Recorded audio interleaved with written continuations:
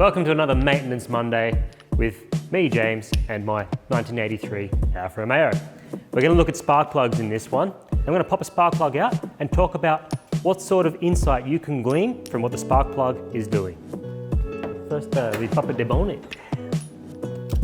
Now with a car with ignition leads like this, make sure you pull the lead from the boot, not the lead itself. And make sure there's no debris, dust or anything like that sitting around the spark plug hole that might fall into the engine after you remove the spark plug. Spark plug shouldn't be too tight. If you have trouble removing it or it tightens up, don't proceed forward unless you know exactly how to do it correctly. So here we have one of my spark plugs. Now this looks a little bit rich, you can tell by the black sort of coloration to it. That's due to the fact that we've cold started this engine a couple of times and moved it down and turned it off, which will result in a spark plug like this on a carbureted car. What you are looking for is any sort of damage to the electrode or anything like that. You're looking for any sort of build-up. It can be a crusty sort of oily looking finish on the end of it here. That indicates oil burning. That can result for a couple of reasons. Something like this again is a rich running condition, and then the other side of the spectrum where the spark plug can be a white sort of deposit on it can indicate a lean condition.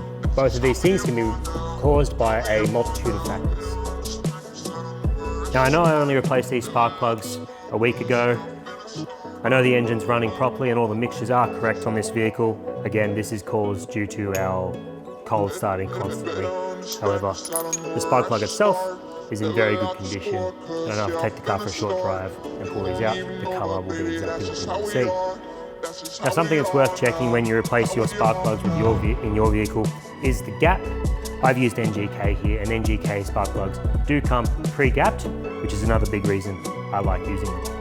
So I was going to replace these with a new set of NGKs. I bought NGKs because they come pre-gapped and I've never had an issue with them. However, the condition of this spark plug, despite being a little bit black, is actually really, really good. So I'm going to hold on to those until the next service where I'll check these again and potentially replace them. That's been another Maintenance Monday with me, James, and my 1983 microwave.